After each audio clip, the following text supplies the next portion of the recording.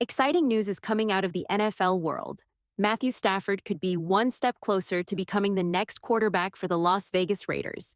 Reports suggest that the Raiders and Stafford have agreed on the financial terms of a potential deal, bringing them closer to making this trade a reality.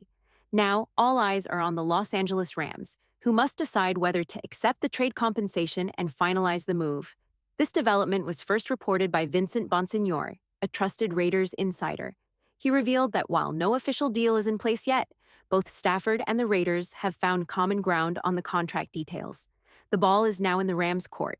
They can either match the offer or negotiate a trade package with the Raiders. If they agree, Stafford could soon be wearing silver and black. But that's not all happening in the Raiders' camp. With the NFL Combine underway, the team is actively scouting defensive talent. They've been meeting with several defensive backs and other key players to strengthen their roster. Measurements for defensive linemen and linebackers, things like height, weight, and arm length, are also being closely analyzed as they evaluate potential draft picks. Adding another layer to this story, there's been buzz about a recent meeting between Stafford and NFL legend Tom Brady at a high-profile ski resort in Montana. While details of their conversation remain unclear, some believe Brady may have played a role in selling Stafford on the idea of joining the Raiders. If true, this could be a major turning point in the negotiations. Financially, the Raiders have around $98 to $99 million in cap space, so they have room to make this deal happen. If Stafford is seeking a 3-year, $150 million contract, the Raiders could structure the payments to make it work, perhaps offering less in the first year and increasing the salary over time. For now, fans are waiting to see if the Rams will make their move. Will Stafford be the next leader of the Raiders' offense? Stay tuned, because this story is far from over. The Las Vegas Raiders have reached an agreement with Matthew Stafford on contract terms, but the deal isn't done just yet. Now, it's up to the Los Angeles Rams to decide whether they'll match the offer or negotiate trade compensation with the Raiders. This could be a crucial moment for both teams. The Rams are in a tough financial situation. They've spent big on key players and structured contracts in a way that now limits their flexibility. When they first acquired Stafford, they went all in, adding void years and adjusting deals to stay competitive. But now, the reality is setting in. They may no longer be able to afford Stafford, and moving on from him could mark the beginning of a rebuild. With a young, talented coach like Sean McVay and promising players on both sides of the ball, this could be the right time for the Rams to reset and prepare for the future. Rumors suggest that the Rams might have interest in a quarterback like Gardner Minshew as a short-term solution. If the Raiders trade Minshew to the Rams, it could free up cap space and provide Los Angeles with a bridge quarterback while they develop a young prospect. But what the Rams truly want in return for Stafford remains the big question. The key factor here is draft compensation. While the Raiders have agreed to Stafford's contract demands, the Rams still need to determine what they want in return. If they demand the Raiders' 6th overall pick in this year's draft, that could be a deal-breaker. The Raiders are in a position to draft a top-tier talent at that spot, and giving it up for a 36-year-old quarterback, even one as talented as Stafford, might not be worth it. However, if the Rams are willing to accept a future first-round pick instead, the deal would make much more sense. Next year's pick is likely to be much later in the draft, making it a more reasonable price to pay. There's also another possibility. Stafford may not leave the Rams at all. Some believe Los Angeles is allowing him to explore his value on the market, hoping other teams will offer him less than he expects. If Stafford realizes he won't get the kind of contract he's looking for elsewhere, the Rams might convince him to stay at a lower cost. Everything is still up in the air, but one thing is clear. This situation is heating up, and the decision the Rams make in the coming days could change the future of both franchises. Stay tuned, because this story is far from over. Some believe Matthew Stafford might stay with the Rams, but I don't see that happening. I think a trade is coming, and the Raiders are in a great position to land him. One major advantage? Las Vegas is only about an hour from Los Angeles, where Stafford currently lives. That means he wouldn't have to uproot his family completely. His kids could continue going to the same schools, and when his career wraps up in a few years, he could easily move back to LA. That kind of stability is a big plus for any player considering a major move. Of course, the big question is whether the Raiders can make this deal happen without giving up too much in return. The hope is that they won't have to sacrifice a major draft pick or key players in the process. Meanwhile, the Raiders are also making moves at the NFL Combine. One of their official meetings was with defensive lineman Shamar Stewart, who also met with the Jacksonville Jaguars. For those unfamiliar with the process, official meetings are different from casual conversations at the combine. These are planned sit-downs, requested by teams, where they get a closer look at potential draft picks. The fact that the Raiders requested to meet with Stewart shows they have real interest in him. This could signal a shift in the Raiders' defensive strategy. There's a chance they might not re-sign pass rusher Malcolm Kuntz, who could command a contract north of $16 to $17 million per year. If that's the case, the Raiders could be looking at Stewart as a potential replacement. Pairing him with Max Crosby, Tyree Wilson, and possibly Christian Wilkins would create a dominant defensive front, one that opposing teams would struggle to contain. Shamar Stewart has been turning heads, especially after a strong showing at the Senior Bowl. Some scouts have even compared him to Myles Garrett, which is a massive compliment. While other players have drawn comparisons to Garrett in the past, Stewart has the size, strength, and skill set to back it up. If the Raiders land Stafford and bolster their defense with a player like Stewart, this team could be in a position to make serious noise next season. Stay tuned, things are getting interesting. When it comes to elite defensive talent, few players stand out like Myles Garrett. At 6 feet 5 inches and 280 pounds of pure muscle, Garrett is an athletic freak, explosive, strong, and nearly unstoppable off the edge. That's why every year, scouts search for the next player who could come close to his level of dominance. Players like Trayvon Walker were drafted number 1 overall because teams saw flashes of that potential. Now the name on everyone's radar? Shamar Stewart. Stewart has the raw tools to be a game changer. His explosive first step, agility, and ability to change direction set him apart from most pass rushers. Unlike Tyree Wilson, who has length and power but lacks that elite burst, Stewart brings both speed and strength to the table. Some experts even believe he could be the first non-quarterback taken in the draft. While the Titans may take a quarterback at number 1, Stewart could easily go second overall or be the top defensive player off the board. Of course, he's not a finished product yet. Unlike Max Crosby, who had elite pass rushing technique coming out of college, Stewart still has room to refine his moves. However, his natural talent is undeniable. He already has a deadly rip move, a powerful long arm technique, and the kind of athleticism that makes scouts take notice. His unofficial relative athletic score, ARS, of 9.99 out of 10 ranks him a third out of 1,800 defensive ends. Evaluated since 1987. That's insane. And if you watch his Senior Bowl tape, he had dominant reps against top-tier competition. Would I take him with the 6th overall pick? Personally, I lean toward proven production over pure potential. I'd rather draft a player who has consistently dominated in college rather than banking on upside alone. We've seen how that gamble doesn't always pay off. Just look at past draft picks like Alex Leatherwood. But if the Raiders do take Stewart, I wouldn't be mad. His talent is undeniable, and if he develops the right way, he could become a nightmare for opposing offenses. While Stewart is a big name to watch, he's not the only top prospect the Raiders have met with. Another intriguing player they've shown interest in is Malachi Starks, a versatile and athletic defensive back. More details on that coming up next. One of the most intriguing prospects the Raiders have met with is Malachi Starks, a highly talented safety who is projected to be a first-round pick. While he's not necessarily a candidate for the 6th overall pick, there's almost no chance he falls to the Raiders' second-round selection at pick 37/8. Starks is likely to be a top 20 pick, meaning if the Raiders want him, they might have to find a way to trade down or acquire another first-rounder.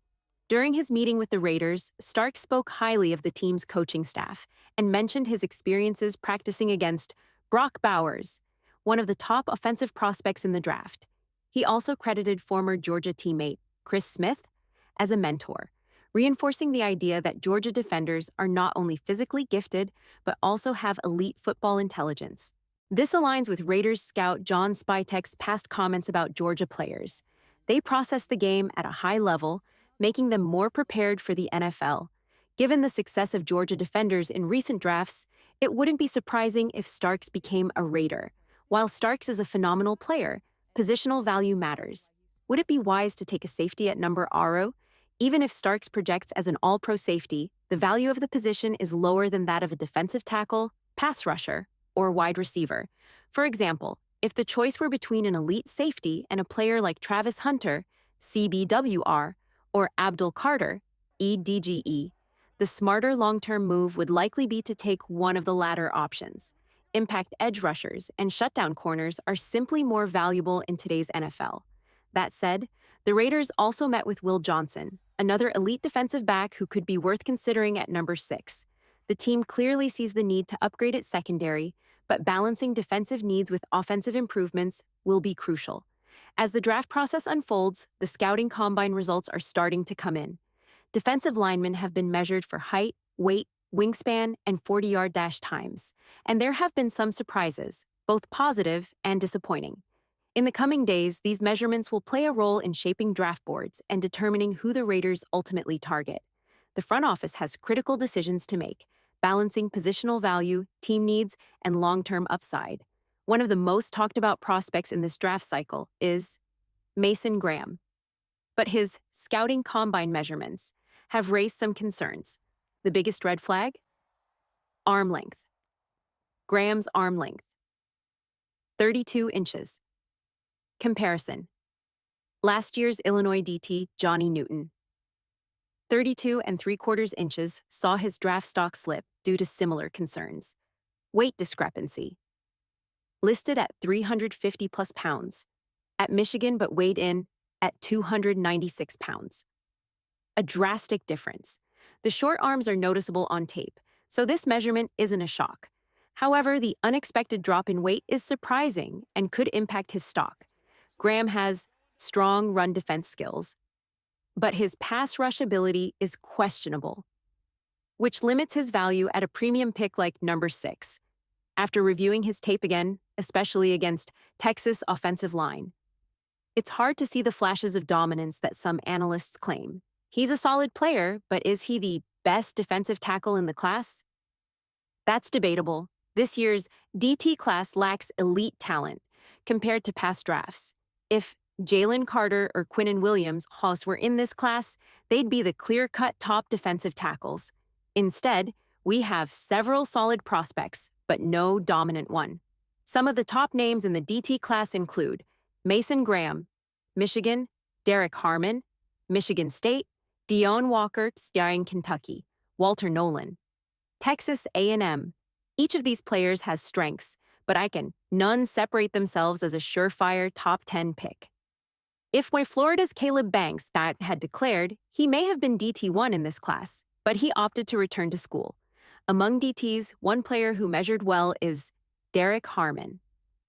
Height: 6 feet 4.5 inches. Weight: 313 pounds. Arm length: 34 inches, solid for a DT 40-yard dash. 4.95 seconds. Impressive for his size.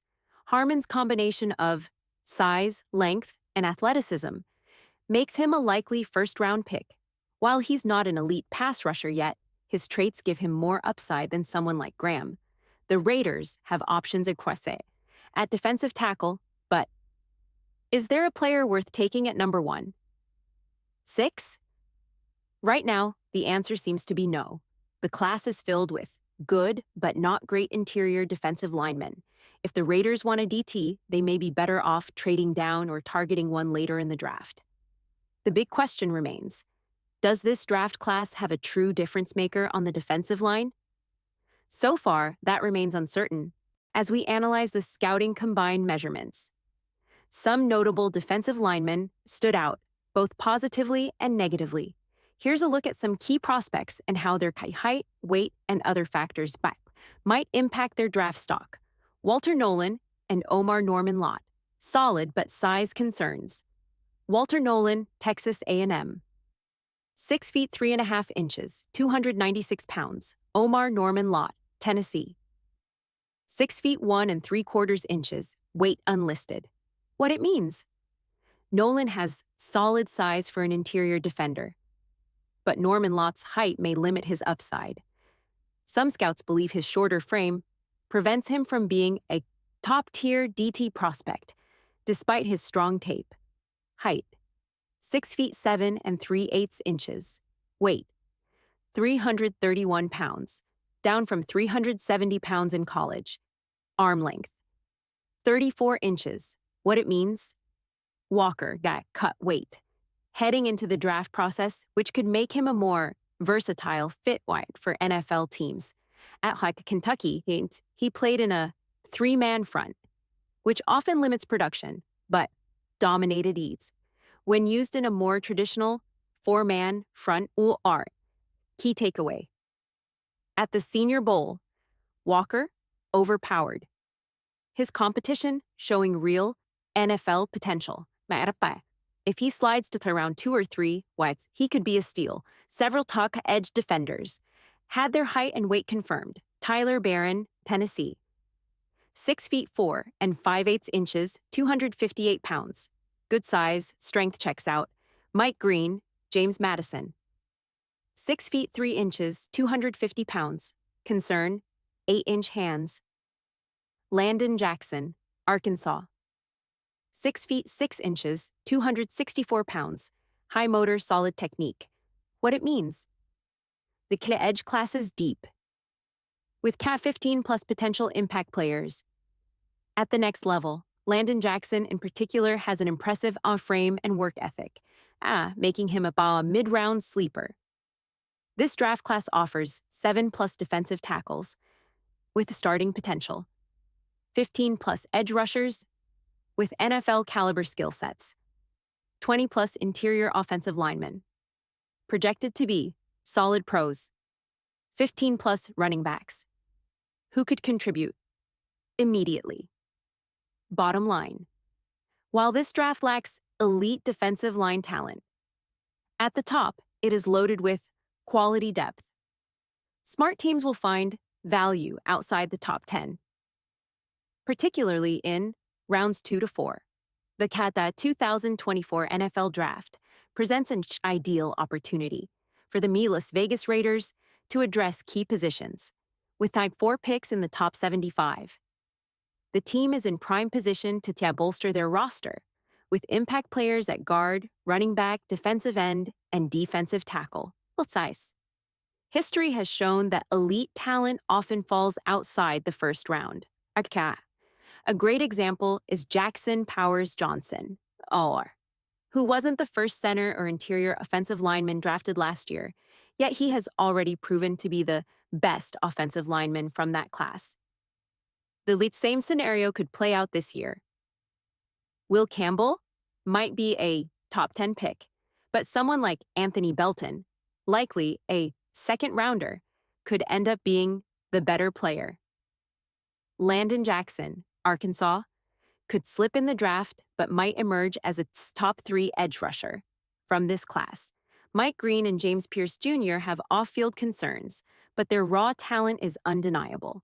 While this class lacks elite prospects beyond the top 4 to 5 players, it is loaded with depth. Teams that scout well and draft wisely could land future stars in the 2nd and 3rd rounds. For the Raiders, this means avoid reaching for a player at pick number. Capitalize on the deep pool of mid-round talent. Find long-term starters, even outside round 1.